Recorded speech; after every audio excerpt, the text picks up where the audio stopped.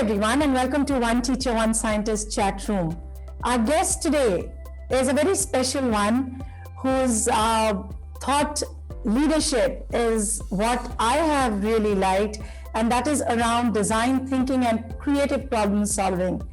I welcome Sunil Karkera, the Vice President and Global Managing Director of Designit, a person who I look at as a thought leader in the space of design thinking and creative problem solving.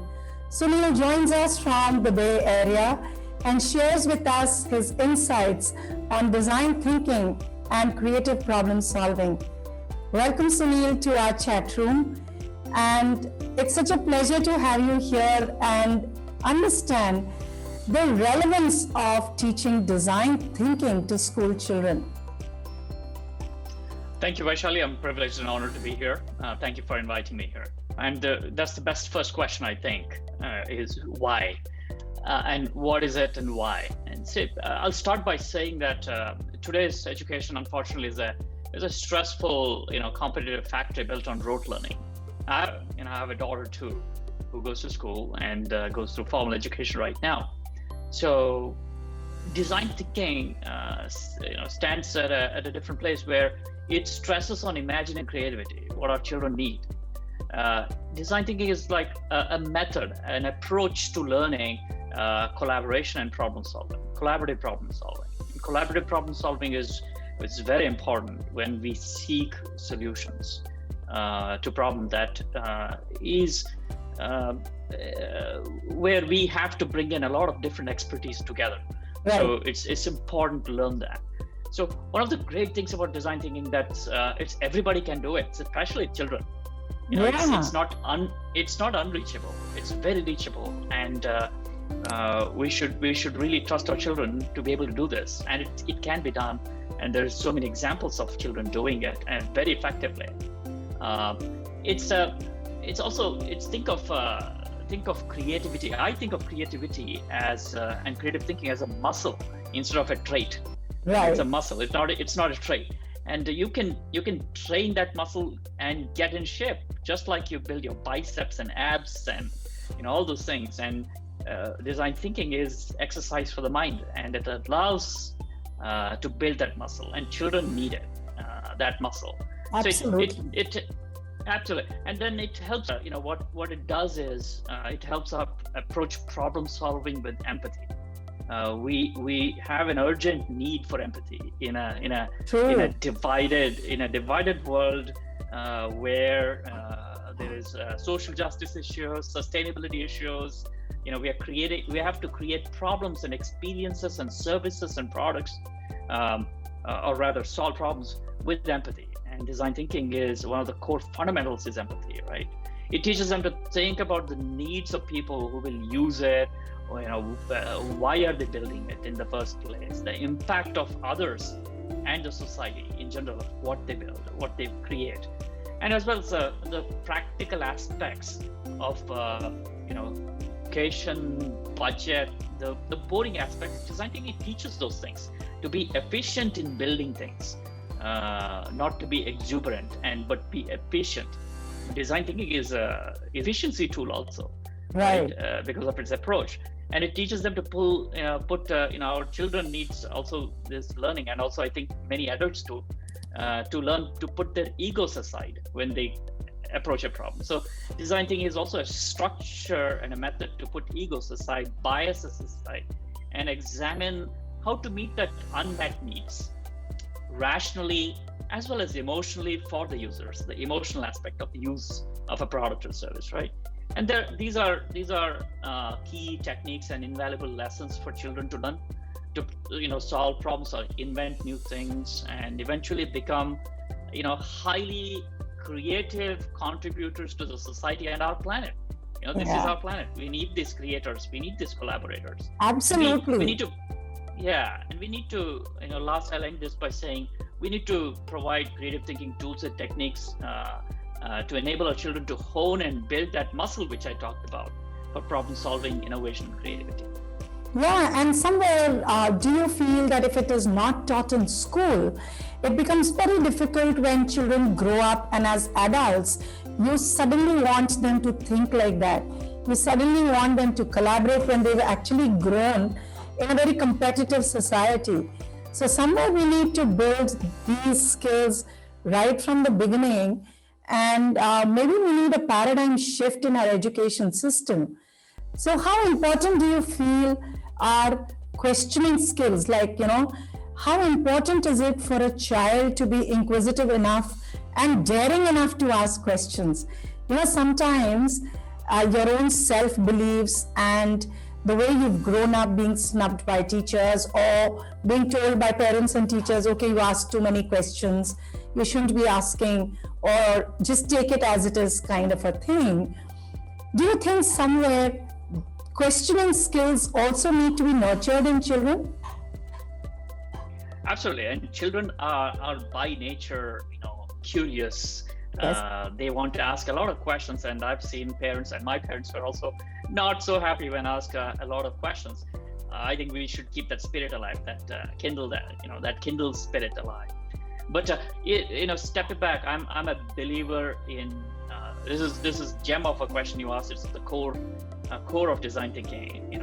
I'm a big believer in framing and asking the right questions, and putting an effort in framing that questions, and teaching people how to frame questions. Actually, it's a art that has to be taught. It's a science that has to be taught. The question we are teaching people and children to create solutions rather than also explore and be curious and ask and express that curiosity in form of questions. So generally, a well thought out question or problem statement is key to success of what you seek. So questions, I think, are a genuine expression of our curiosity and interest. They are the means of which we seek meaning in this world, and often trigger our willingness to explore by questions, right? Questions leading to questions, especially open-ended ones. Right. But first, we need to eliminate the fear of asking questions. Yes. There's that fear of asking questions. That's the first thing we need to eliminate, especially the early questions that may be hypothetical. Yes. They may be, people are shy. Children will be shy if we prohibit them. And our children should be taught to keep an open mind and think through framing a question without being encumbered by the how and what's the end solution. The end solution or the question may be just totally ridiculous and intangible, but these should be explored. Some of the most famous inventions started with ridiculously crazy questions. So questions should be again, to reiterate, questions should be open-minded and open-ended. A question should not be just how are you doing, and the answer should not be just good. It should be open-ended so that it leads to the next question and next exploration. And that's a technique that can be taught in schools.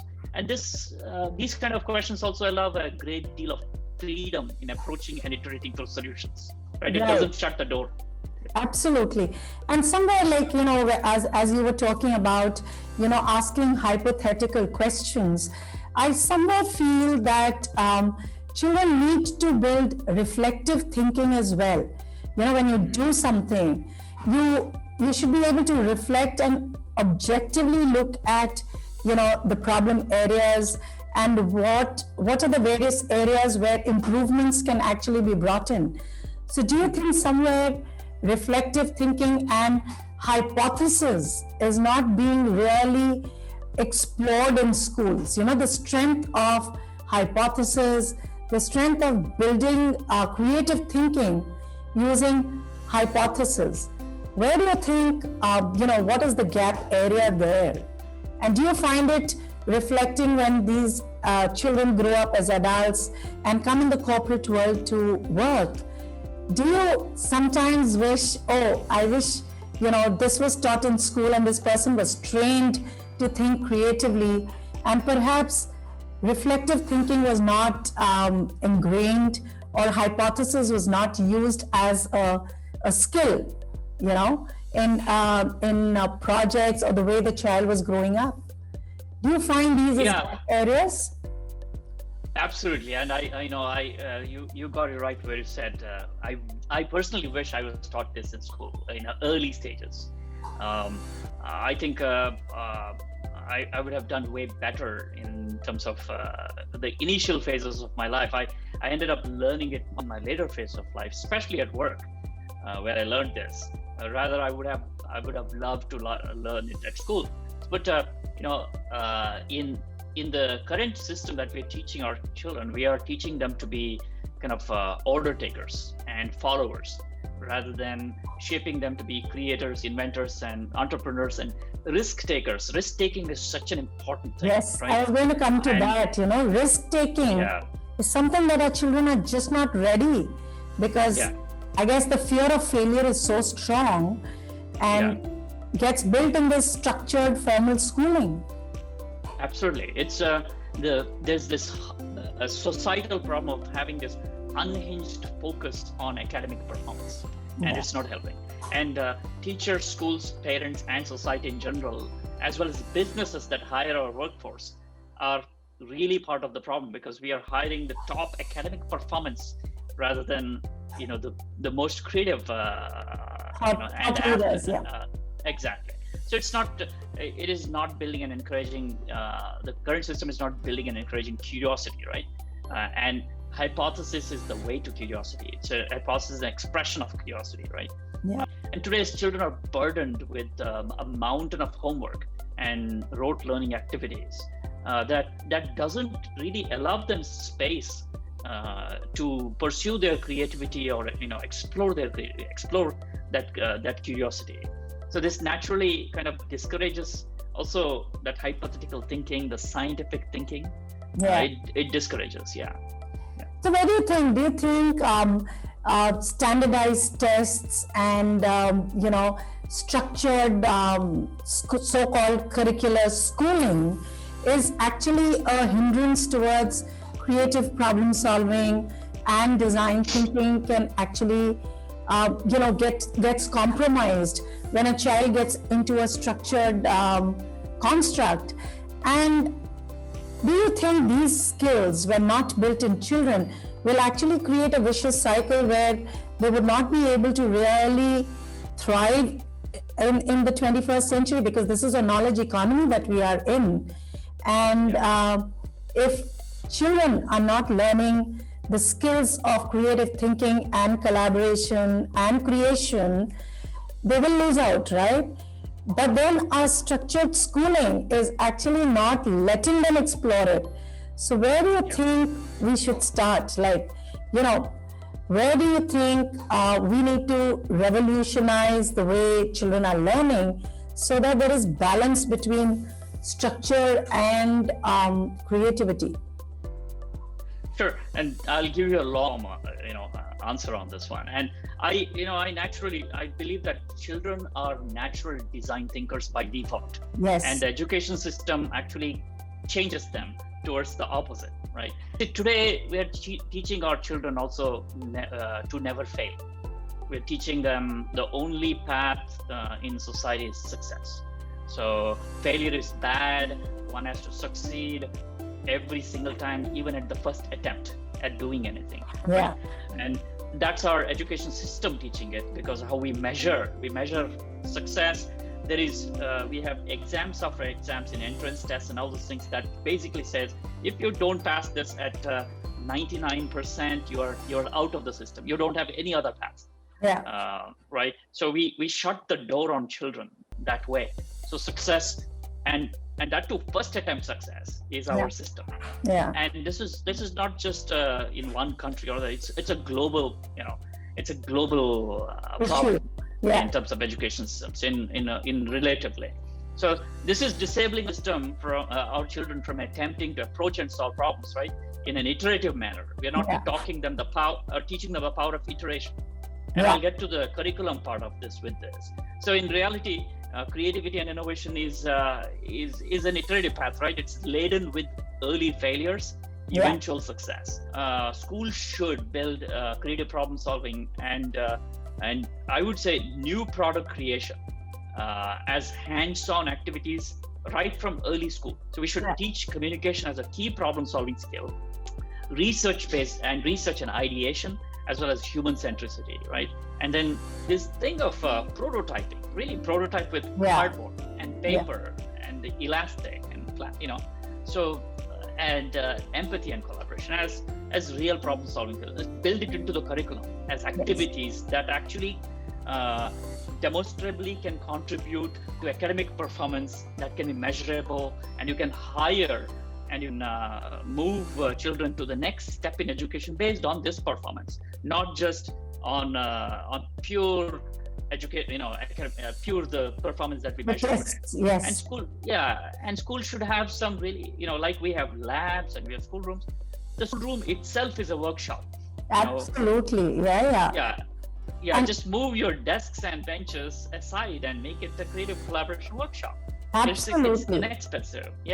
And I somewhere feel that, the world around us, as it is a lab, children, we don't need fancy equipments to do that. Just let them tinker around in the world around them, and you'll create design thinkers, I think. Children today are not observing. I'm a firm believer that observation skill is something that needs to be strengthened in children, because they see things but they don't observe. The depth of observation is not there. What is your thought on that? If you look at early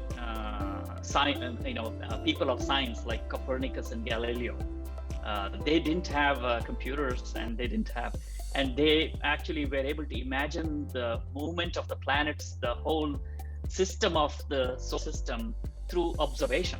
And if we can achieve that through technique, think of the limitless things that we can achieve through teaching our children and our next generation to observe. It's an extremely exceptional technique. That we should bring into mainstream, because otherwise we are creating a dumbed down future citizens who are basically trained to stand on the shoulders of people from the past. Right? And observation is such a key skill. Absolutely. Today industry keeps speaking about they are raising alarms that we are not bringing out youth which is ready to kind of work in the 21st century, especially in India, where we have such a young population, and we could be just sitting on a resource which is not trained or ready for the 21st century requirements, ready to meet them. What is that one thing that you want to tell teachers if you as an industry leader was looking at in terms of the workforce of the future? Sure. I think there's a misunderstanding between the teachers and industry. What the industry is looking and needs, and what the teachers are teaching and can put in. So that I would love to, for us to come together and eliminate that misunderstanding. Yes. Right.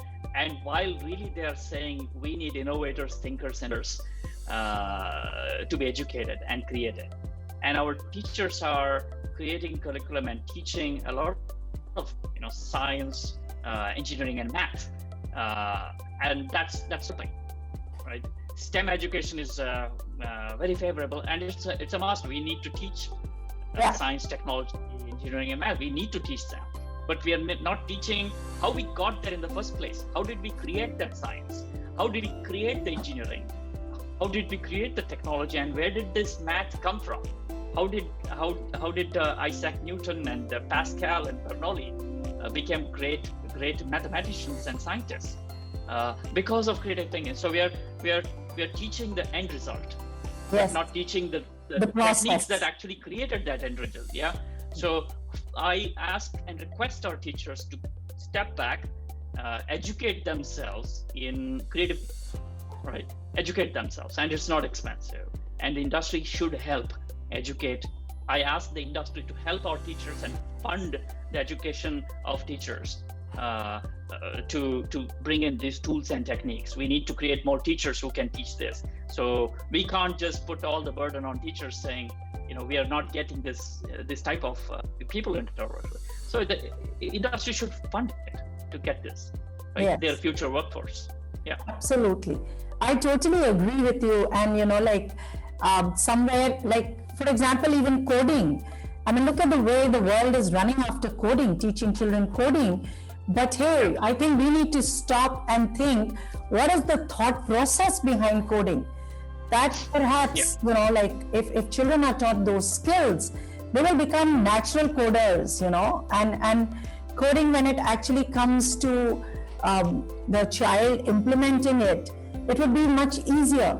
So it's the same thing that you just pointed out.